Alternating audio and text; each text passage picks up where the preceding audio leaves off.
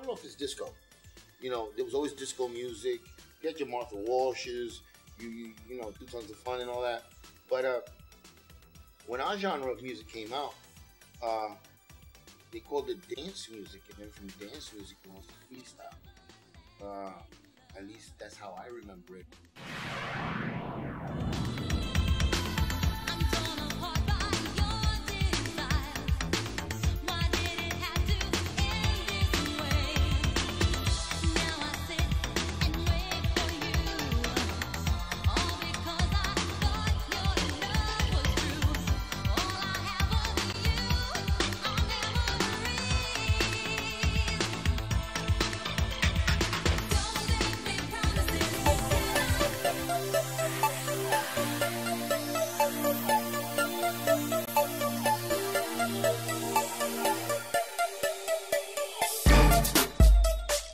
My very first freestyle collaboration is called Love Me Tonight, Quiereme Esta Noche, and that particular track came out in 1990. And then my other freestyle track is called titled Why Did You Quit on Me? Me Abandonaste. And in some parts of the United States they call it Jamás. I don't know exactly why they call it Jamás, but it's AKA Jamás. So I've been in the music industry since 1987. I put out 3 LPs in '88, and so it's been what, about 23 years or so now. It's been quite a while. I pretty much, when I got into freestyle music, it was, believe it or not, an accident. It wasn't something that I planned to do. I just loved the music, and I started writing. And decided to go to a studio with a couple of friends just to mess around, and before you know it, people started approaching me and saying, you know what, you should put that on record. And one thing led to another, and I was approached by a record label, and they signed me, and I did 3 records. I've been in music since I was a kid. I used to play drums, play violin for 5 years, clarinet for 2, and I didn't know what I wanted to do with my life, and but it was there all along. All of a sudden, I started writing poems, and you know, I used to sing Michael Jackson, you know, stuff like that. And one day, I decided to convert one of the poems I wrote into a song, and I called it Latin Groove. But I started submitting it, but I didn't know what to do. And one day, I heard they were giving out a recording contract in the Bronx by an independent label called Jackie Jack. And I wrote a song called Say You Love Me, and I took it to him on tape. And he turned around and said, that sounds good on tape. And he shut the radio off and said, now let me hear you do it. And I did it, and he handed me the recording contract. That's how it happened.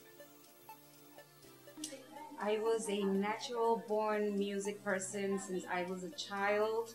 My mom would tell me that I sang every commercial that came on TV, and I've always loved it. And I met Nelson Cruz in, I believe it's 1985. And I've been hanging on with the freestyle crew since then. And I love every minute of it. Been singing since I'm 5 years old. So, I don't know. Just, it's always been in my blood. Well, when I got into freestyle, it was just getting started, and I didn't know much about it. I was more of a Black Celebration type of person. But once I got into it and all the new stuff started coming out, I redirected in that direction, and ever since then, I've been doing it. The only difference between myself and most artists is I was pretty much in love with playing baseball. I wanted to go to school to be a lawyer. I went to St. John's University. So that's when I decided I didn't leave freestyle. All I did was become a fan. I wasn't a performer anymore, but I never stopped loving music until it's been inside of me. I'll never leave. I don't know what any other type of music is. I will turn on the radio and I will put a CD in. They're not playing freestyle. Other than that, you can ask me all the questions you want of the most famous artists in the world, and I cannot tell you a damn thing. It was just, I have no idea.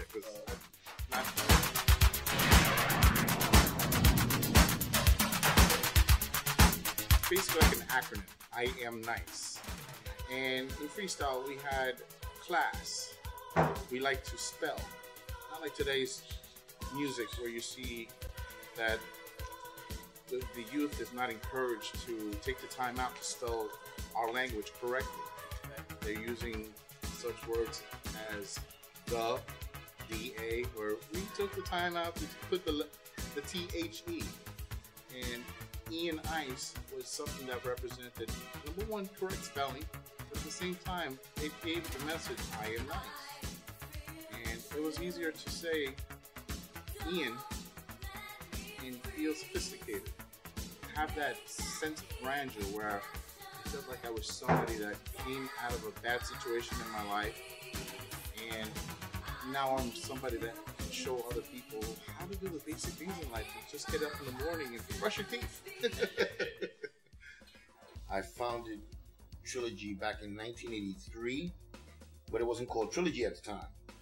And we got another partner that came in, because I had a partner by the name of Hector Masonette Jr., who was my partner JR in Trilogy, and he brought in a gentleman by the name of Randy Ramos, who's now known as Duran from Trilogy.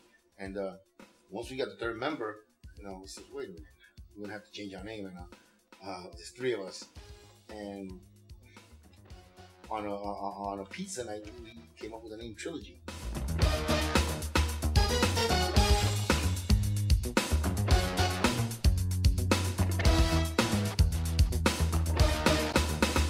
Yeah, yes. The second release, Latin Love, was the one that really put us on the map. I wrote that song in 85. You gotta excuse me because I'm a little old. I'm probably the oldest guy in freestyle right now. No, I wrote it in 85. We recorded it in 86. We released it in 87. And it's called Latin Love. And I feel real grateful to my God that poor kid from Brooklyn went ahead and was allowed to write a song that 25 years later is still around. By the grace of God, I'm still doing shows. People love it, and that's great. And I appreciate all you fans. And I'm telling you ahead of time, there is no me without you. Without the fans, there is no artist. Because you're the ones that come to the shows. You're the ones that support us. You're the ones that make us. So I thank you in advance. Well, it was a moment in time that it was the end of an era for me, the end of an era with a relationship that I had. I wrote 3 songs for this particular girl. 2 of them were towards the part where I needed her. And this particular one, What Did You Put on Me, Me Abandonaste, this is the song that gave me the courage to end the era, because I understood, even though I was so young, I understood that it was time for me to go on. So I tried my best at rescuing the relationship. But there's just a moment where you just have to make a decision. What are you gonna do? Either you keep on pursuing something that is not going anywhere, or you just you go on your own, without before it gets to a dangerous level. This is the song that I wrote to give me the courage, the strength for me to say enough is enough. I'm getting off this bus today.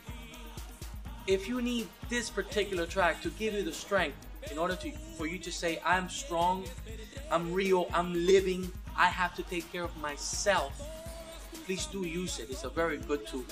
Fatal Attraction. It's a crazy song. Basically, with myself, when I was 17 years old, I was dating probably one of the most beautiful women that you've ever seen. She was a model. She did a lot of, she was all over the place, beautiful. And she wanted things so fast. And I was too young. And I couldn't provide with her needs at that moment in time because I had a baseball career. I was going to school. I was going to be a lawyer. I was going to do this. And marriage was on her lips. And when I backed off, she turned into something so evil. She wanted to kind of force me to do things in a forceful way, trying to control people, get into certain situations with people just because she knew that she lost me. and she became the fatal attraction. You set your eyes upon her and you believe that she's the most beautiful thing in the world, which she was, but once you don't give her what she wants, she just turns into something that you don't want.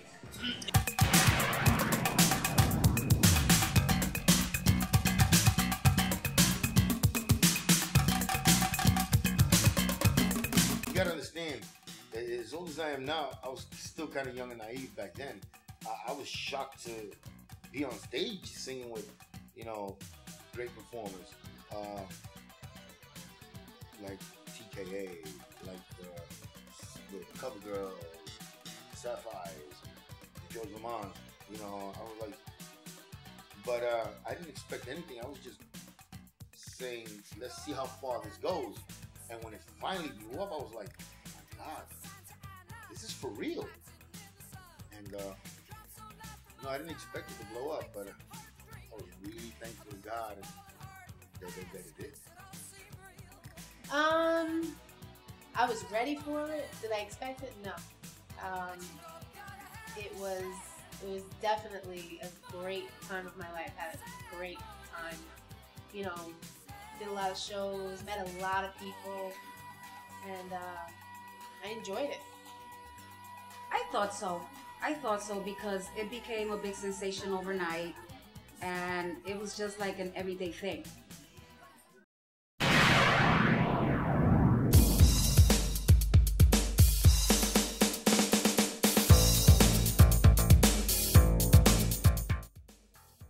We do what we do to the best of our ability.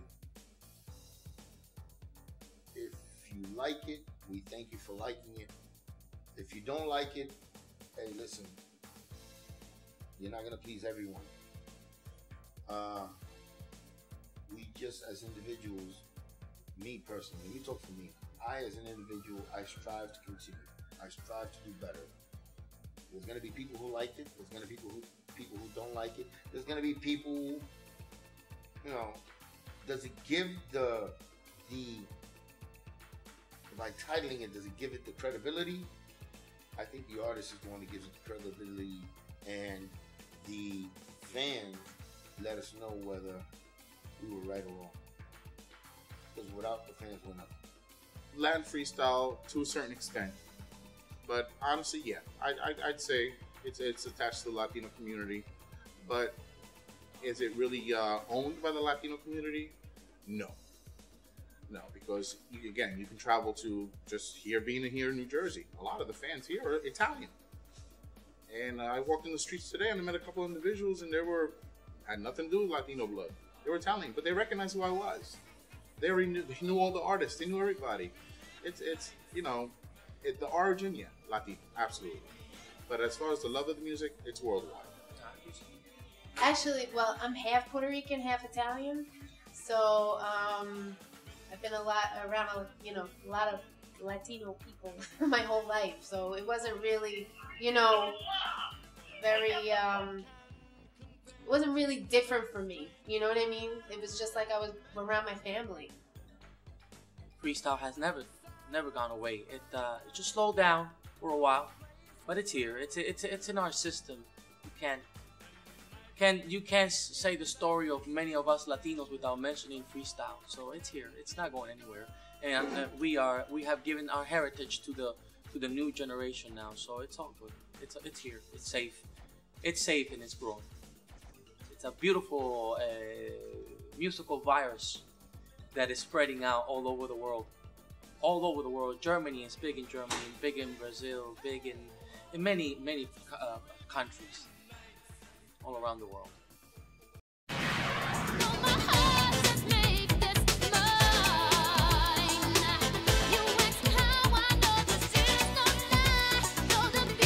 Freestyle took a downfall because of the new generation. They prefer more hardcore music. Freestyle is more about love and about a beautiful life and about broken hearts. Meanwhile, the new generation prefers to hear about shooting and killing and sex, and I think freestyle was more of an innocent era, and I think it's something that should come back with the new generation to make them be maybe a little softer. I don't know. I actually think it's starting to come back a little more. I've heard a lot of new songs now that actually sound like freestyle songs. So I'm hoping it never really went down. I'm hoping it's just gonna kind of make a comeback, and you know, everybody will start to get into it again. Well, I think a lot of music was thrown out there. A lot of just a lot of tracks were thrown out there, and the music itself, the mathematical formula of what makes freestyle became something else. Became the mathematical formula in it. Some tracks they hit it right on the money, and other tracks were not so much on the money. So combination of many things, and a lot to do with the industry, not the art, but the industry of the freestyle, and the understanding between the radio DJs and the freestyle industry. Something there happened, and exactly, a lot of people came out with a lot of stuff, and then probably we a lot of DJs got confused, and DJ took it out of the rotation in the radio station, and then all DJs, all radios, they communicated, and probably that was the you had a lot of freestyle artists that were coming up with original songs, different, trying to be themselves. And then you have artists that are just making the same beats. All the songs started sounding the same. You had labels that said freestyle's hot, let's make money off it. Same beat, same music, same, so people got tired of it. And not only the people, the radio stations, but that's my opinion. Again, opinions are like behinds. Everyone's got one. If you'll notice in any of the songs that Trilogy has done, none of them sound the same. They're all original. And the same thing, and I admire them, and I mention it, and I'm not trying to, I don't kiss nobody's behind, K7, TKA, oh man, my boys, George Lamond, all of them, I love them. They did the same thing. They were unique in what they did. We were unique in what we did. So we are ourselves, and we kept moving. You have a new genre of music that came out, dance, freestyle, and everybody wanted to be a freestyle singer. So sooner or later, originality went out the window. So it went down because I think it was time for it to go down, and now it's time for it to come up again. Is it gonna be as great, as lucrative, as unique as it was? No, it never is the second time around. But who knows? Only God knows. It got watered down. Yeah, tremendously. It got watered down. Too many people came out. The industry, the computer industry, started putting stuff out there that didn't need to be out there. Companies were very greedy and trying to just make a CD just to make a CD, and didn't take the time to polish the music and pretty much just have a more judgmental mind. They just took anything and put it on a CD, and before you know it, people just got deterred. They didn't want to buy the music because they didn't know who these people were, and the talent level was it became really, really watered down. It really did.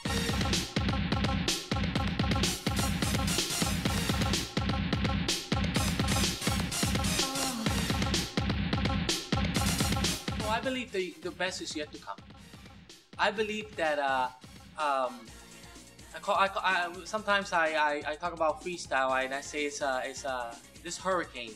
We do have to take it up to category 5. We're something like a tropical storm at this particular moment, but we are working on taking this tropical storm and converting this musical hurricane all the way, and taking it all the way to category 5 or more. So I think the best is yet to come for us. Happy to have collaborated in something that is historical, like our music freestyle. It means a lot to a lot of people, and freestyle is here to stay. It's not gonna go anywhere. It's historical. It's part of us, and It's one of those sounds that bring us Latinos in the United States together, no matter where you're from. It could be I go to California, Mexican Americans and Cuban Americans, Puerto Rican Americans, Dominican, wherever you are, from wherever you are American, it brings us together. So I'm super happy that I had, you know, two small collaboration in this beautiful, great movement called Latin Freestyle. What I think that needs to happen is somebody from like a major artist needs to, like Jennifer Lopez or a Mark Anthony, who started off with freestyle. If one of those particular people were able to just make one more song, and with the following that they have, they will captivate the interest of the rest of basically, you know, the fans, and that will probably help give it a good kick. Give it a good kick and boost. And from there, people start liking it again, capturing the feeling of the freestyle, and start acquiring the older music, the newer music, and looking around to see what's good. And from there, things will become elevated. That's the only way I believe it's going to happen. As much as you want to push it, as much as you can, it's very difficult to move a mountain by yourself. If you look back in the 50s, you had music. In the 60s, you had music. And you will always, the music today is not being made anymore.